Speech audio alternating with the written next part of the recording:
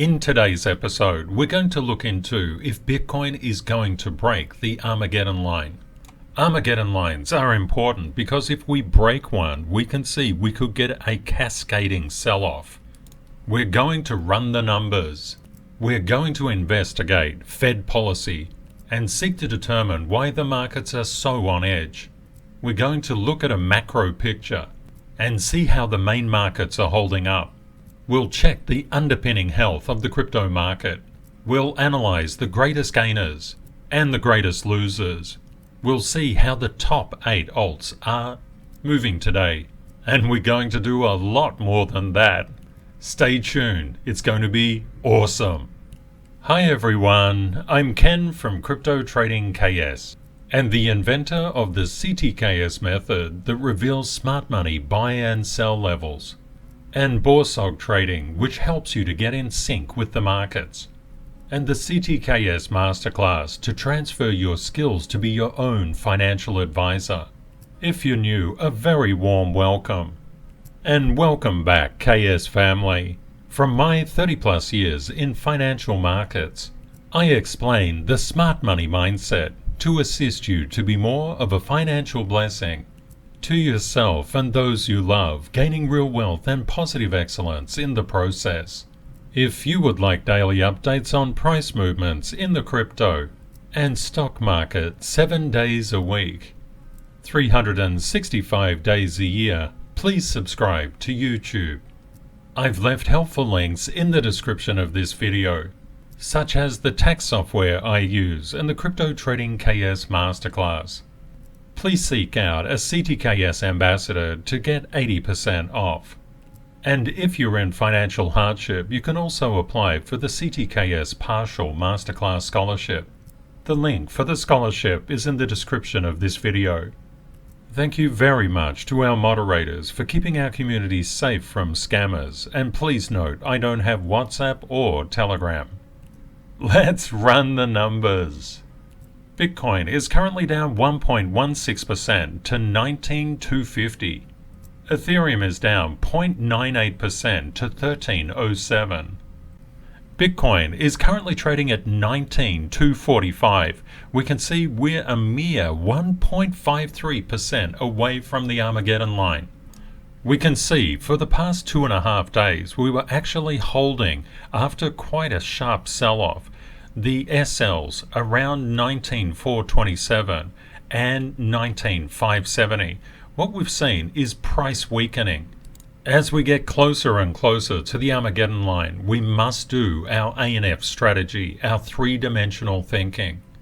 As part of our professional thinking, our three-dimensional thinking, we do our BORSOG code each and every day. We know the market controls the return. All we can do is to control the trade or investment.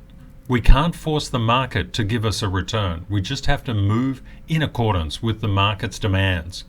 Professionals stack probabilities in order to understand if a market would go down, go flat, or go up. We need to stack many probabilities. There's many charts that we need to look at. And so what happens if we breach the Armageddon line? Any move down from here is of course in the red territory. It's not so good. If we get a recovery in price, where could that go to? We realize that we've got multiple levels of resistance above us, and the support is quite a way down as well. We also need to think about where price could likely go.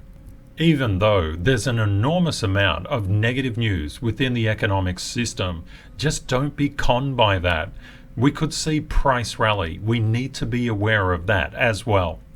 One thing that we do understand, if we get above resistance at 2243, the next level of resistance is up at 23288.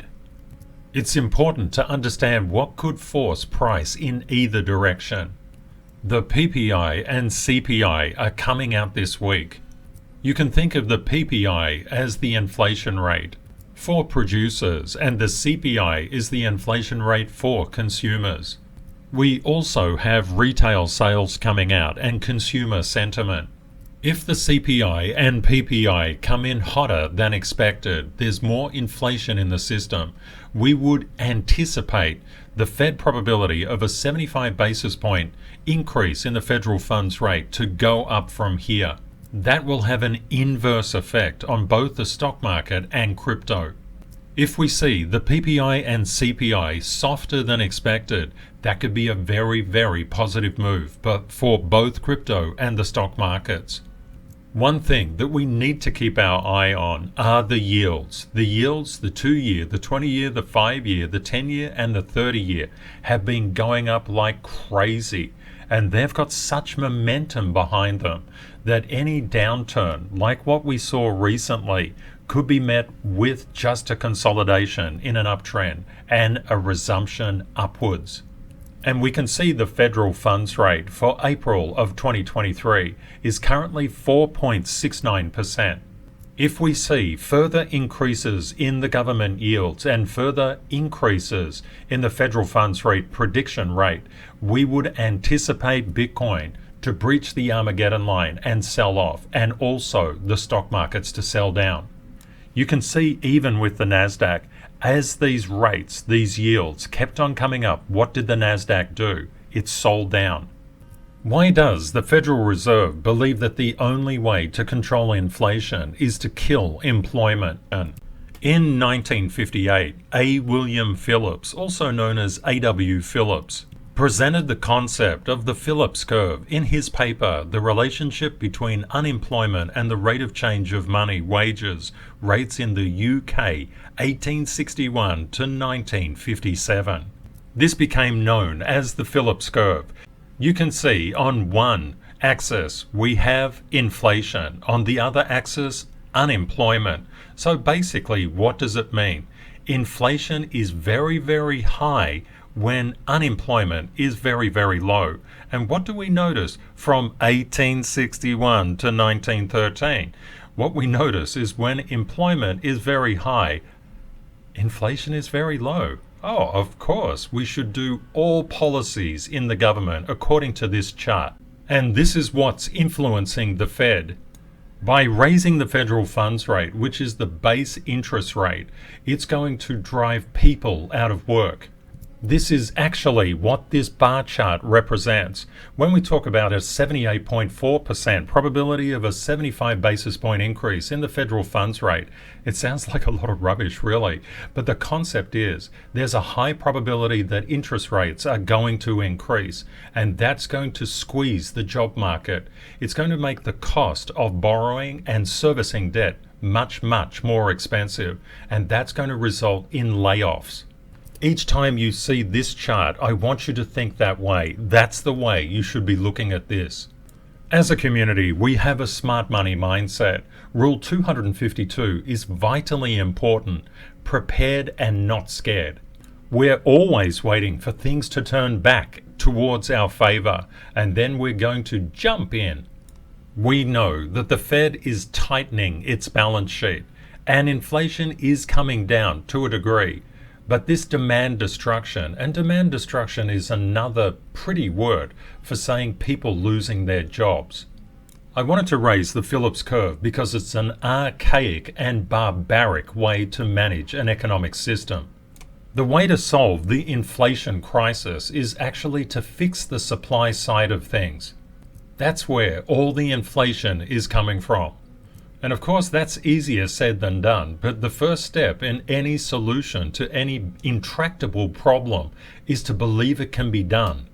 When we look into the main markets, we can see in the last trading session, there was a spike up in fear. We've seen the NASDAQ 100 fall below resistance, and we can see bond prices continue to fall off the cliff and bond yields continue to rise.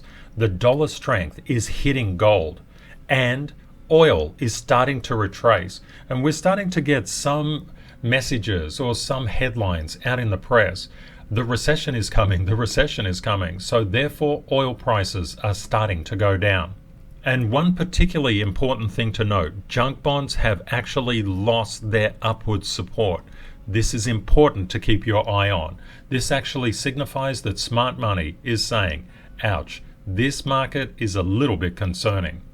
If we look at the smart money buy and sell levels on the DXY, and this is really important to keep your eye on the DXY, we can see the DXY is undergoing a very powerful move up. And this powerful move is starting to weaken. Keep that in mind. That's actually important. And where could the dollar go down to if it actually started to retrace? And if it starts to retrace, this is really, really good news for the markets and for Bitcoin. And we care about Bitcoin because we know your beloved alts cannot escape Bitcoin's gravity. And we're going to see that when we look at the top gainers, top losers, and top 8. Keep your eye on the 112,731 mark. It could also fall through there. If it does fall through, we would expect it to get magnetized down to this 110,304 level. That's case 1. What about case 2? What about if it gets magnetized up to this closer resistance line? These lines are magnetic by nature. That would actually indicate that the stock markets and crypto are selling down, and they could be selling down harshly. What about the next level? It's at this 115,998. So we have to be very, very open-minded at the moment as to which direction things could go. As crypto technical analysts, we get rid of uncertainty by marking up our charts with the CTKS method. We make sure that we collect probabilities in the external market before getting into the crypto market. And before we buy or sell here, we must make sure that we've mastered our emotional control. We're acting professionally. When fear takes over a person's life, basically that fear will cause them to act against their own self-interest. People literally buy and sell at the wrong times. When fear is in control, your life goes down. When courage is in control, your life repairs.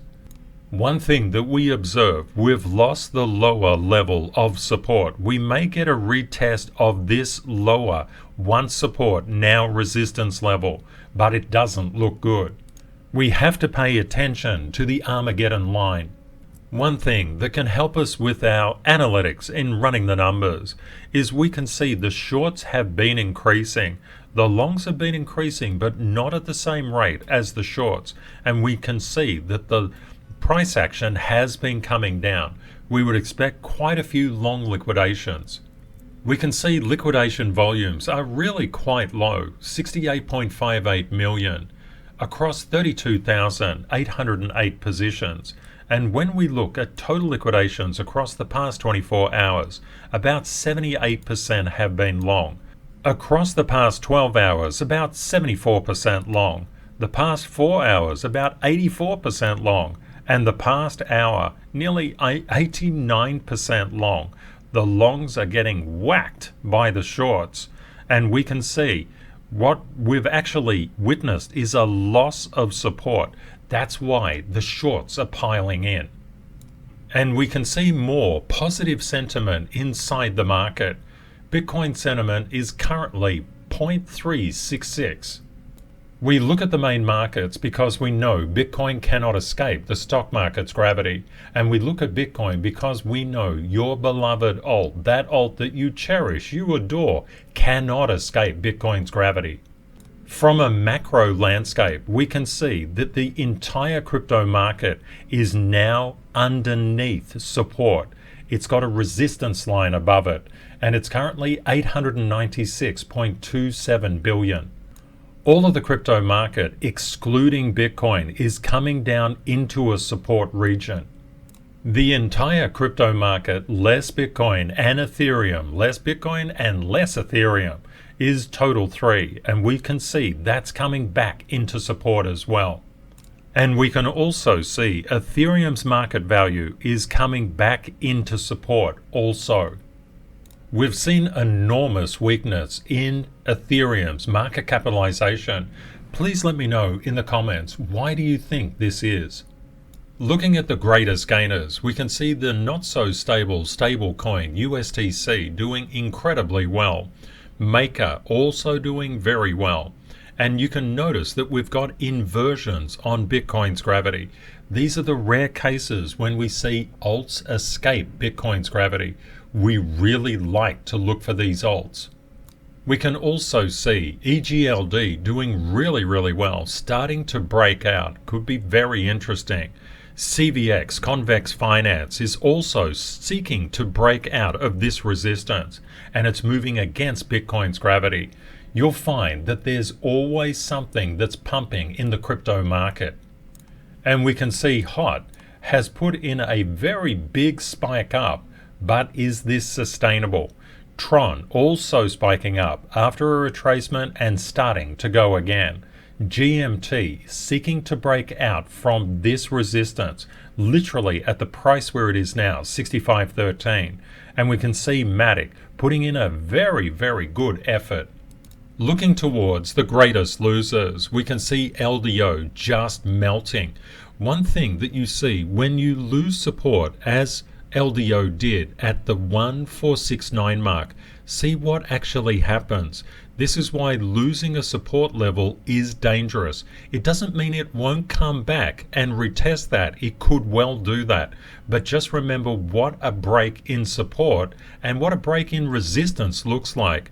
You can see with Chili's, when it broke down under 21.33, it just basically melted.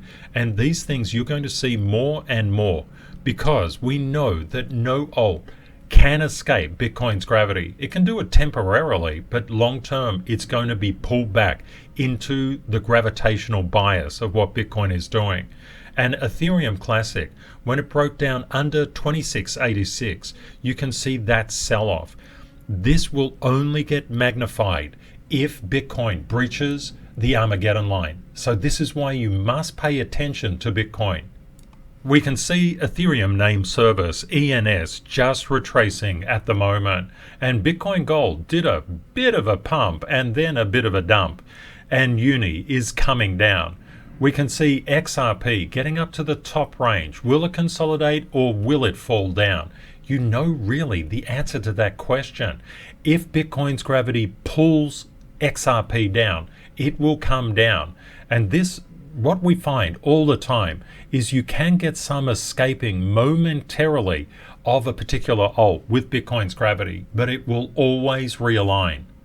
And Stacks, STX, is looking very spiky. Turning towards the top 8, we can see Ethereum is very much under Bitcoin's gravitational pull. It's very weak. And there are specific reasons why that could be the case. Please let me know in the comments. BNB, we can see BNB stronger, but it's getting pulled down into alignment with Bitcoin's gravity. Poor old ADA. ADA was weak, and when Bitcoin's gravity hit it to the negative side, it really sold down. This is why we must be careful. If you're putting your money into weak projects, they can get a lot weaker, especially in crypto. XRP has been holding up really well, and we really want XRP and Ripple to win the court case against the SEC. It doesn't matter what tribe you come from, what crypto tribe. It's unimportant. If Ripple wins against the SEC, it will pave a safety haven or a safety net around all other crypto projects, or at least the vast majority of them. Ripple has spent over $100 million in legal fees protecting itself, but it's also protecting the entire crypto market. Just something to bear in mind. We can see Solana just following Bitcoin's gravity. A lot of negative news exists, but if the CPI and PPI come in softer, we could see a really big rally because all the shorts are piling in. And they could get squeezed out. Keep this in mind. Always do your three-dimensional thinking. And we can see DOT weaker than Bitcoin's gravity, and Matic starting to diverge.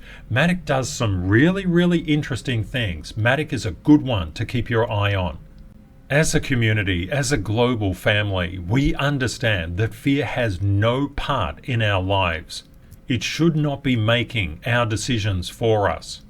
When people experience anxiety, that's fear controlling the decision-making process. And it's all about fear inside Zone 1 and Zone 2. It's all about courage inside Zone 3 and Zone 4. We've been chatting recently about the scarcity mindset and the abundance mindset. And I'd love to thank each and every person who's reached out and made a comment. You're just awesome people. Sharing your love, sharing your wisdom with other people. That's just a fantastic thing to do. And thank you to Oscar. Oscar said, "We feel and fear losses more than equivalent gains.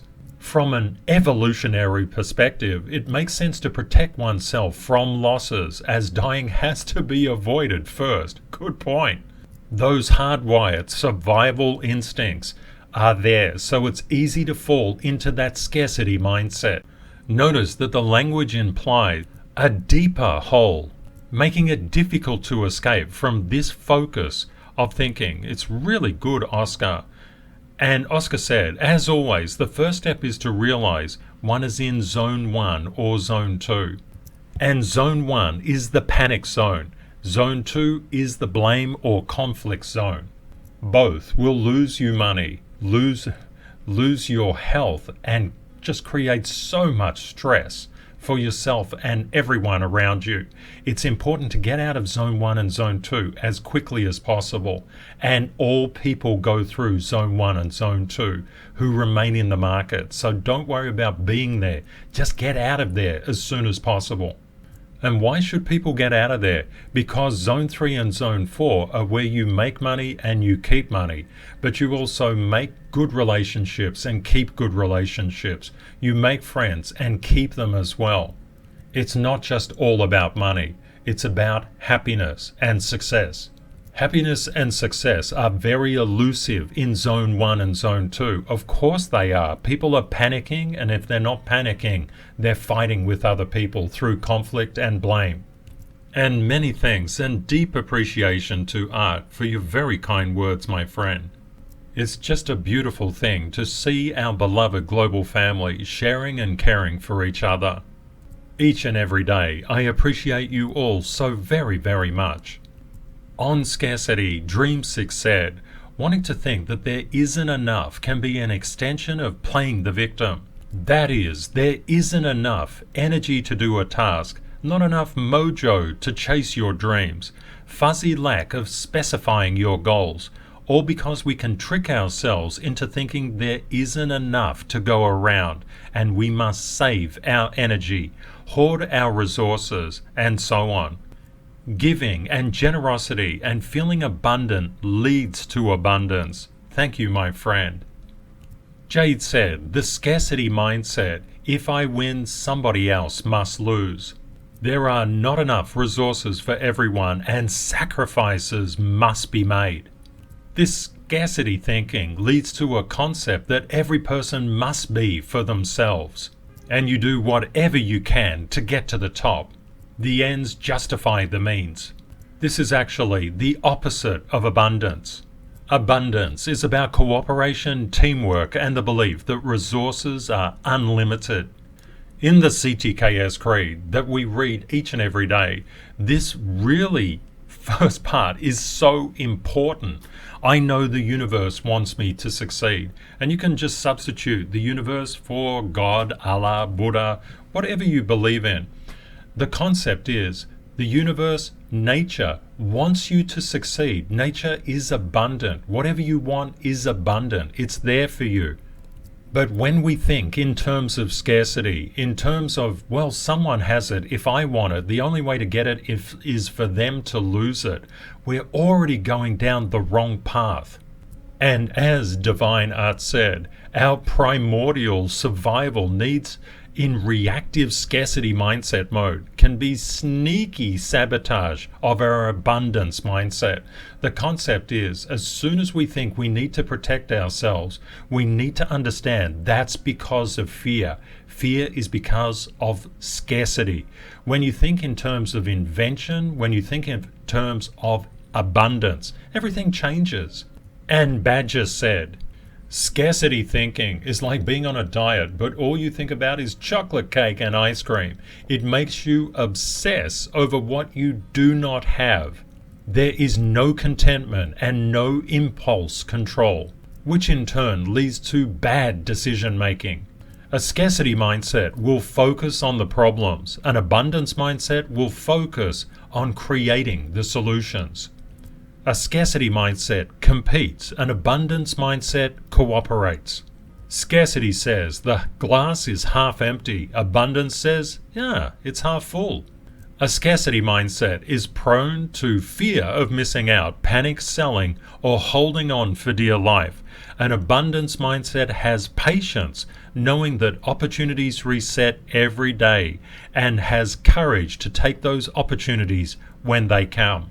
Thank you so much, Badger.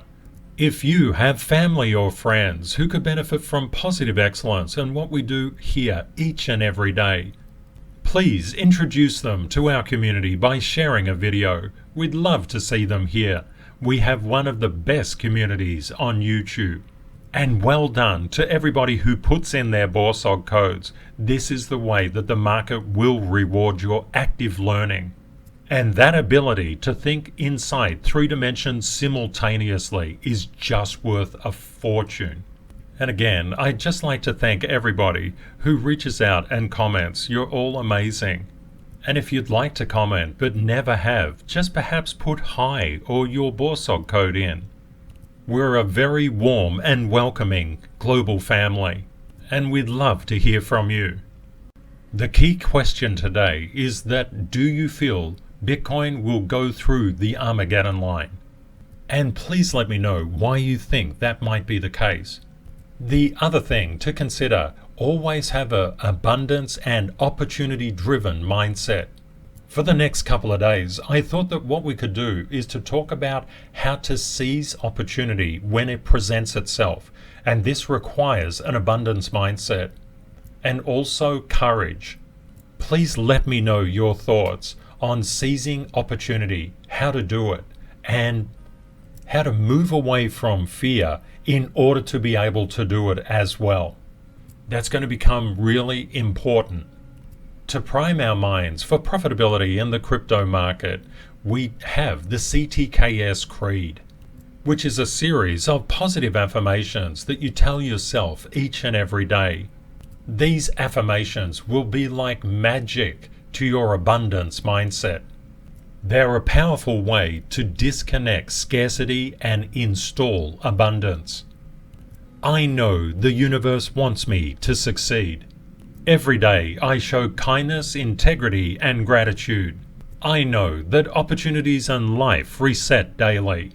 I am worthy. I go slow to go fast. I start small and scale with BORSOG. Life pullbacks give me the strength for the next life rally. And if you're going through a life pullback at the moment, please know that our community's love and healing thoughts are with you. You're not alone. The sun will come out again. I am dedicated and committed. I win or learn and never blame. Please remember, crypto is volatile. Always prepare yourself for the best and worst case scenarios. Reality will likely be between them. Stay safe out there, my friends. Take care and see you next time. Bye for now.